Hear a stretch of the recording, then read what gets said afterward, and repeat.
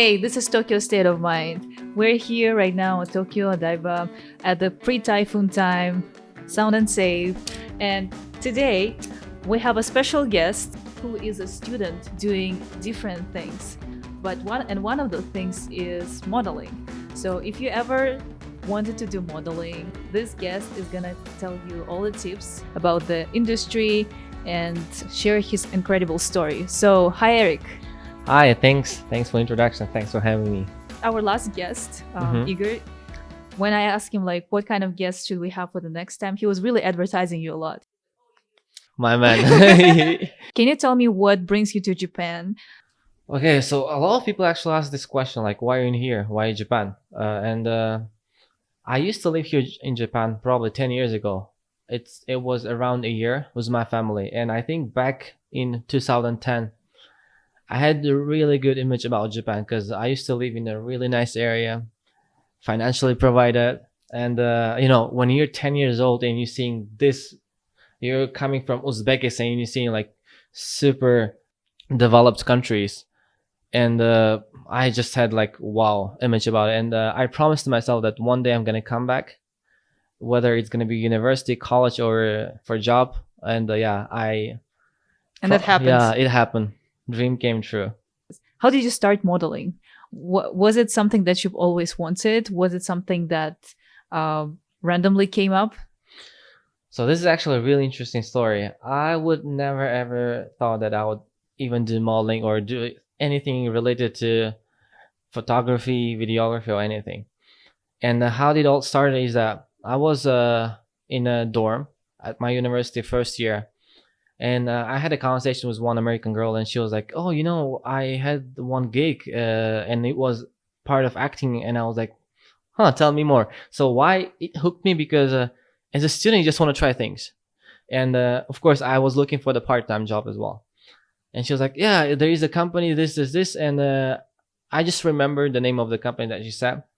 And the next day, I didn't even text them. I didn't call them. I went straight to the office.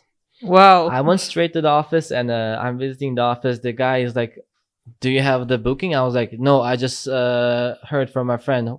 Who's your friend? This lady. And they were like, I mean, she just joined a week ago. I was like, "Yeah, I heard she got a gig and I would like to try." And they're like, "Okay, what do you got?" They start asking for the personal information, and at the end they're like, "Okay, do you have any portfolio?"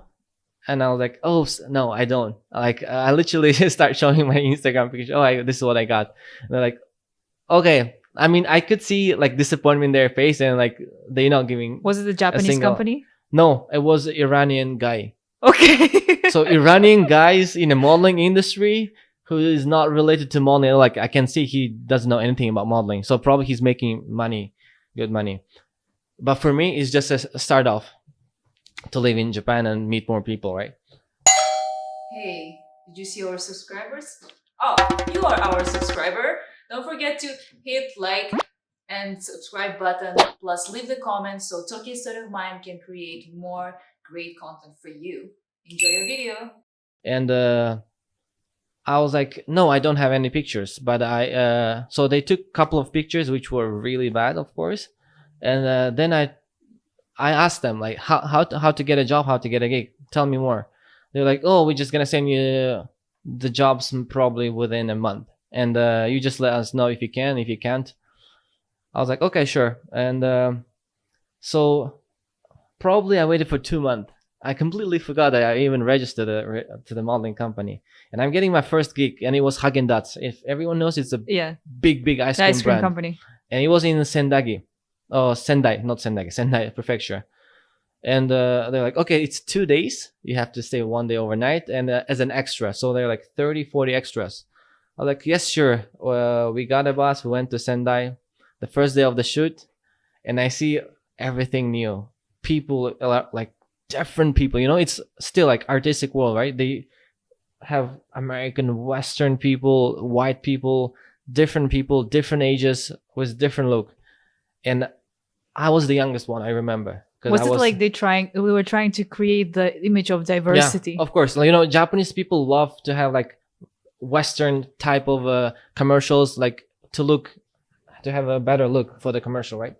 And I'm I remember I was the youngest. Was the youngest. My English was pretty bad. Japanese, so like I'm so new.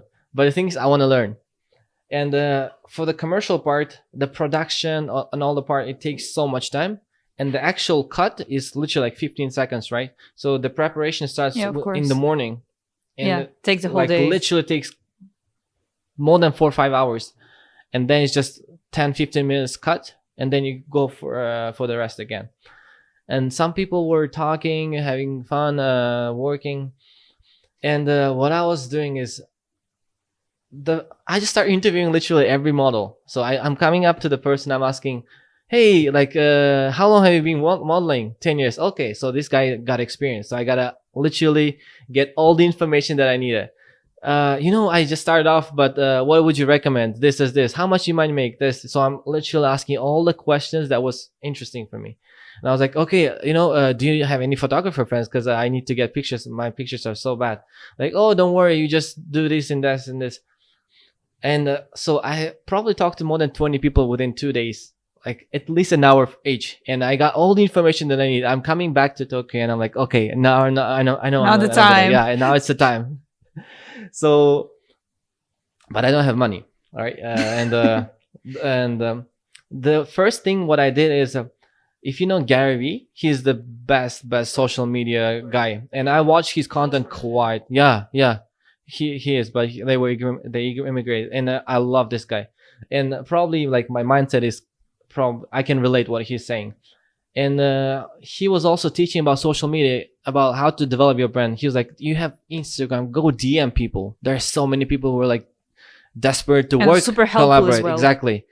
And that's what I did. So I just opened Instagram, found some models, not big models. Like big models, they usually work with the big photographers, so there is no chance.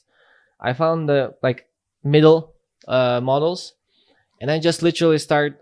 A lot of people tag the photographer, right? So I literally start DMing 100 to 200 photographers within a week, and What were you probably, texting them? Like, hi, do you want to take a you picture of know, me? that I'm was ready. that was literally, I copy paste, and I'm just changing names, and it was like, hey, my name is Eric, I want to start off, let's collaborate, blah blah blah blah blah blah, let's. And it was all about, okay, actually it might be helpful. So what we want to collaborate is, a lot of people are arrogant, or sometimes like too demanding, but you want to be nice, right? So you can be like, hey, my name is Eric, I'm starting off as a photographer, so would you like to go for some test shoots? Because I see myself as a model, and I have a bright future, probably. Probably. Probably, likely, and most likely. And would you be down? And they can be like, yeah, sometimes they charge. You can be like, yeah, I know your rate is high, but the thing is, I'm a student and I'm just starting off, so a lot of people would be down if they like you. And this is how I started. I got my first photo shoot, I submitted, then I found another. So I was a freelancer, right? So you're allowed to have a couple different agencies. And I just started going for different agencies, for different people, and just start making this community of models. And yeah, this is how it all started. And right now I'm a contract model, so I have a contract with one agency. I'm not allowed to work with others. That's 2-year contract, and it's gonna expire soon. And it was level up for me after freelance. I worked with quite big brands. Calvin Klein, stylist from New York flew over, designer. I worked with Pokey, JR Ski. Yeah, there were a couple of big brands I And worked Uniqlo, with. of course. Uniqlo, yeah. I mean, Uniqlo is the biggest brand probably I worked with, but I'm not that excited about Uniqlo. Really? What Why doesn't is it? why is it like that? Uniqlo is pretty tough to work with. They're a harsh brand, and they're not that creative. Uniqlo is all about Japanese army. Yeah, even for models, the treatment I got was kind of bad. I think I saw like on your Facebook post where you were saying about how you were almost like bullied, Yeah, like yeah. because of your Japanese like skills. Can Yeah. you tell more about the situation? Okay, that What was situation is happening? also interesting. I used to work in Uniqlo store before, so that was my first job I got, and that was through my friend's introduction. My friends introduced me there, and so Uniqlo was probably the most interesting experience for me in Japan, and the most challenging. I worked there for half year. I do remember every single day coming back to my dorm and being so stressed. Being so stressed. I remember my friend was next to me, and he was like always asking, why your mood swings out? Oh, the part time, like they treat me this, and I'm struggling. And the question he always asked me, why wouldn't you give up? Like, why did you just quit? There's so many jobs in Japan. But my dad is, I would say he's a role model for me. And I do remember he was keep telling me that if you quit, it's loss for you and win for them. You know, the moment you can quit is when you get a first praise from them, or when you actually learn the job properly.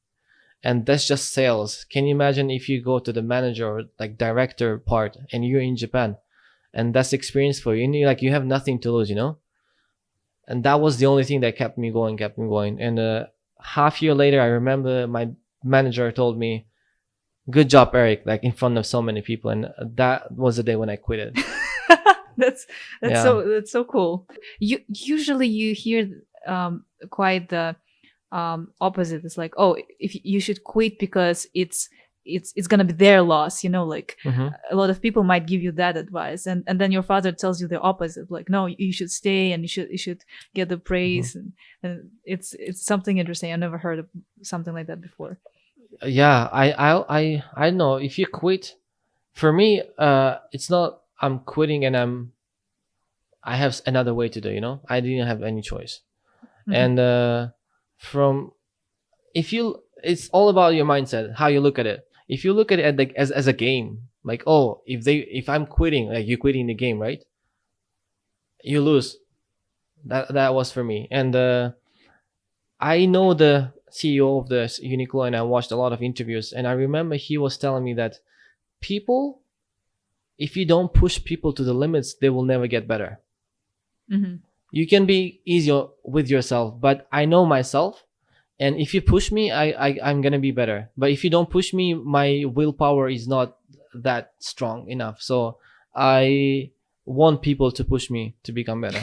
I see. And then in 2 years, like after the situation, you were writing Yeah, that that was crazy. the tables turned on. Yeah, I do remember they were quite like not optimistic about me when I was in Uniqlo. Like, oh, blah blah blah, and that was just my thought before I even started modeling. Like, I want to be so successful, so they would hang my picture on the Uniqlo, and they'll be like, "Oh, this is the guy that works for us."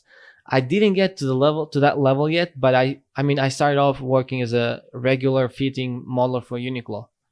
So, I mean, I have a chance to get to that point where they can see me on a banner. But yeah, Why not? Why not? why not? Of course, of course. If you dream big, if you work hard, I think everything is possible. So for this 2 years of your like extensive experience in modeling Hmm. here, what is your grasp of the modeling industry in general? What are your observations? Oh, Japanese modeling industry is all about is up and down. It's unpredictable. You never know what's gonna happen. I cannot be so confident and say this is it, because I'm still a newbie for modeling. There are so many people, and I tried to work my way to get a proper manager, but so far it's not. It's for me, it was pretty challenging, and I right now I'm currently really struggling with my current agency, because yeah, it's really bad. And before, I used to work as a freelancer, so you basically get a job, you say, okay, I can go, and then if you go for the audition, you pass, then you can get a job. So it's up and down. The Japanese not real estate modeling industry is unpredictable, and but I think if you work hard, people know that you're working hard. There are so many models that I know that using social media, they try to develop their own brand, and once you have your own branding, you'll definitely get your gigs even in Japan. I know so many people who just getting jobs just from Instagram. Hmm. So I think it's possible if you have the passion to become a huge model. But I just don't see myself as like supermodel. They're like supermodels, but this is the thing that I want to be good at, but don't want to make a career all my life about modeling.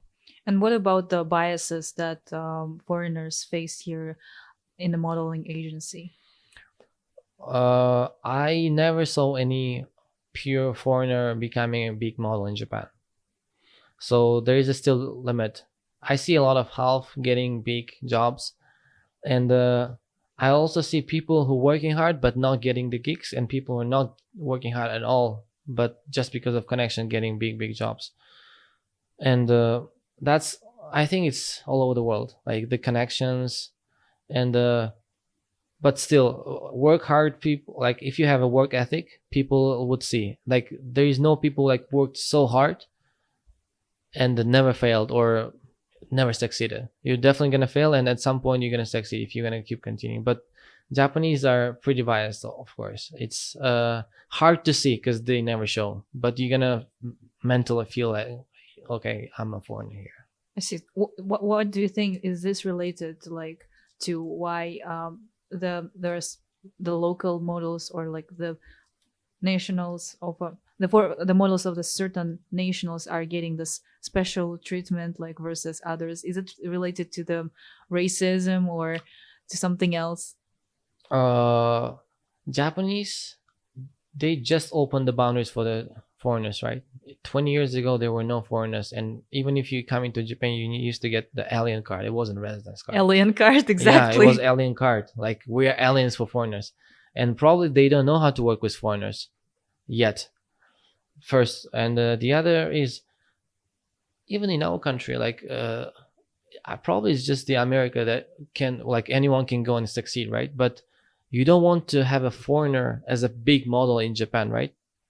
That he can be successful, can get the jobs, but you cannot give the foreigner model, or let's say actor, the big main part. Then it's not Japanese anymore. Mhm. So they want to keep the image that is still Japan, and like we still want to prioritize our nation. I think I can see what you're talking about. Do you remember when there was a time when they made this remake for Attack on Titan, Hmm. the movie for Attack on Titan, and I haven't it is watched that. you haven't No, watched no, it. So no. Attack on Titan is this manga, like in Uh-huh. the Japanese manga, where they have basically the main characters are Europeans, Hmm. but they made play all the Japanese characters play the Europeans. Okay. Yeah, yeah. And I know it what you was it mean. was kind of strange to watch it, like they also cut like the main characters, the most important ones, and yeah, I can see Yeah, definitely. that. Um, I mean, I don't want to be negative about it, but I hope things will change. And but still, they want to keep this. Japanese are Japanese, you know. It's hard to understand their mindset. you you spent quite a time here, and I'm pretty sure there were many things that you've learned about Japan that you wish people could from other countries could learn. What was the biggest lesson that you learned from staying here? Patience, probably. I was really impatient, and I'm still struggling with that. But coming to Japan, you learn how to be patient, even if it's a hard, even if it's hard for you. Because back in my country, like when you're in a comfort zone, you can be like complaining about things, or like stop doing things or quitting things that you don't want. But in here, because you don't have other choice, you have to be patient. And because you see people around you are patient, you learn how to be patient. And I think patience is also like a really key element to be successful, because a lot of people like want quick fast. But in Japan, you know, the system, the hierarchy that they have, and you have to be patient, but still dream big, and then I think you will learn. So for also for the time while you were doing modeling and different things, what do you think was the biggest failure that you have experienced, and something that taught you a new lesson? Honestly, I have tried so many things and so many jobs, over 15. I used to be a videographer. I used to do video. I got a camera. It's I'm always trying to be perfect in everything. And you always think of, oh, what's gonna other people think if I'm gonna fail, right? And probably that was the reason that I usually pick something, pick one hobby. Let's say I even DJ. I still have a DJ deck, and I at some point, like, oh, I'm not good enough because again, patience, right? I want quick and I want to be so good, and I pick a hobby and I cannot keep it consistent, and then I give up. So it happened with so many videography, DJing, and sometimes even I used to do photography, and yeah, a lot of things like that. So I want right now. I realize that I want to start slow, but I want to be. I don't want to burn out, and I, yeah, I need to have like actually strong willpower and keep it consistent. Because sometimes you don't want to do things, but you have to do things. Yeah, that's So true. that was my biggest lesson. I always afraid not to be original or authentic. So I always prefer, even if you're mean, just be yourself and be honest. Hmm. And honesty is the another thing that really important in Japan, because yeah, you see two-faced people, you see people not telling their opinions or lying or just being nice. I hate people being nice. I always prefer to be honest, but like actually care. You can be like, you ugly, please don't wear that, but you cannot be like, oh, you're pretty, and Yeah. by deep inside you think it's ugly. So what do you think are the beauty standards for the Japan? I would say they love white Caucasian looks, and out Russian girls getting a lot of attention here and getting big, huge gigs, Katya. and definitely not Southeast Asia. Probably Western, Australian, blue eyes. Yeah, mostly Caucasian Russian girls are getting the most of the attention as a foreigner. Do you feel like you also get less attention because you don't look Caucasian? No, actually, I go for a lot of auditions as a Caucasian. Yeah, Really? You yeah, go as yeah, Caucasian? yeah. How come? I don't know. They think I'm Caucasian. Like no one else. They think I'm half Japanese and half. Something. Some people say America. Some people say Europe. Some part of Europe. Yeah. Whoa. So that's why like I'm Habaga Hiroi. I can go for Asian parts. I can go as like for Caucasian parts, and since I speak Japanese, I Yeah. can be like, oh, Asian, and see, and sometimes English speaking parts because they think I'm Caucasian. Interesting. I know, yeah. That's what I'm saying, that they don't know how to work with foreigners yet. So And you pass as a Caucasian, Caucasian. yeah. The probably it's a guess. Is their guess. Oh, he probably Caucasian because I know why. And because your English is also good, they're like, oh yeah, he is. Yeah, probably it's hard to convince them. Yeah, it's actually easy to convince them that I'm And you don't Caucasian. want to. Okay. Exactly.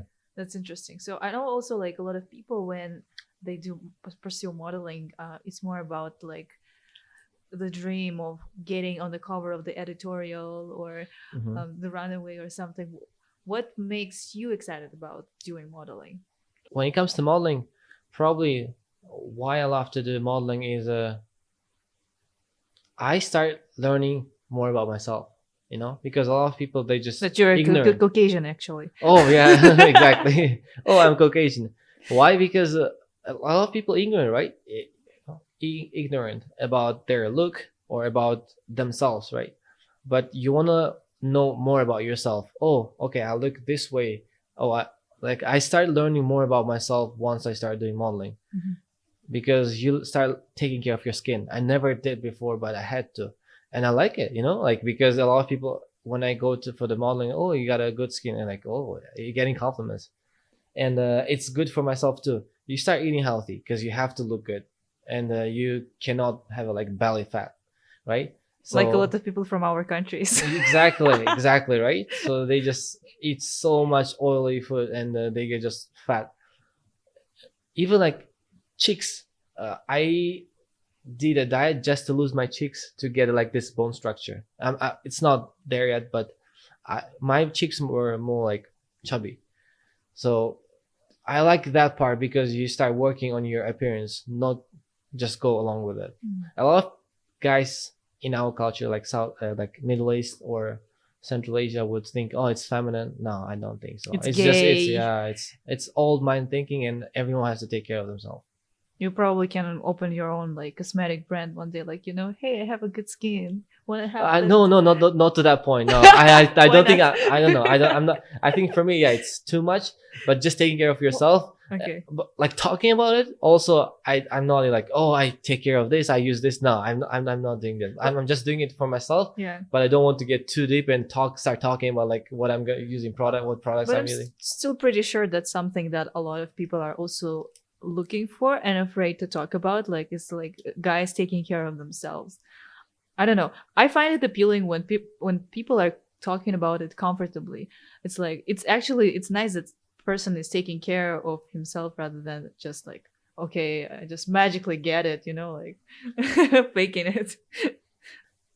Probably because of my background, I'm just not that comfortable to talk about like I can answer the question, but I'm not passionate to talk about how I'm taking care of my skin or something.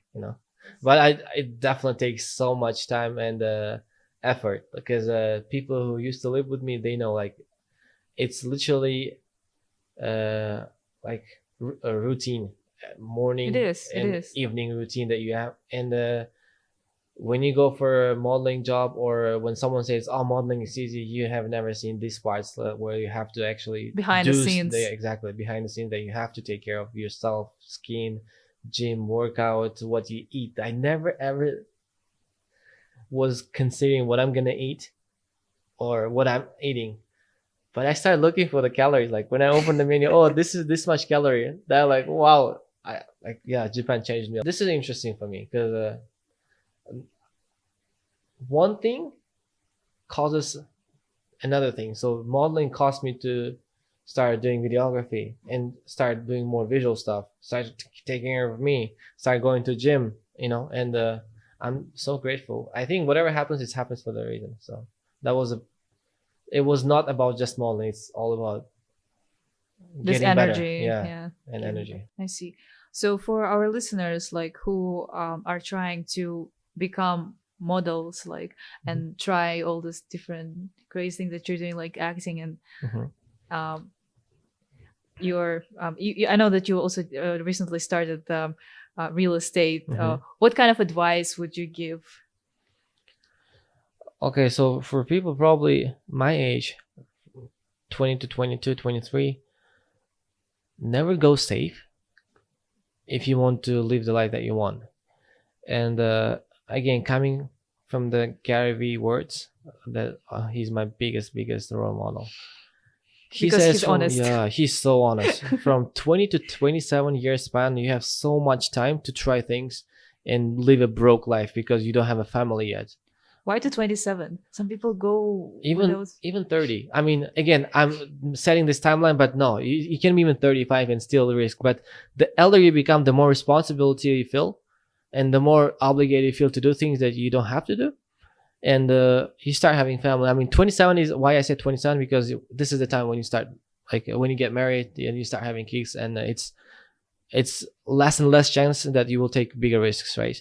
So until the moment that you're gonna have a family and big responsibility, you don't want to do things, so you will take responsibility and make a life that you want to live, not to just follow all the frames and things that people do. Most of people do cliche things. Yeah, I agree on that. We also do a lot of experiments, and it's quite fun. Well, thank you so much for coming to our podcast. It was really cool to learn about your inspirational story, all the tips that people will appreciate about your skincare. Definitely. Don't ask me, don't DM me about how you take care of your skincare skin. routine right under the link. 50% off for the product. 50% off for something that is totally free. And thank you for listening to this episode. If you want to see more guests like Erkin, or not like Erkin, on our show, please let us know on the comment section, and we'll invite you the best guests and give the best stories. As always, please subscribe to our YouTube channel, like and share, send us a feedback, and we will see you next Saturday.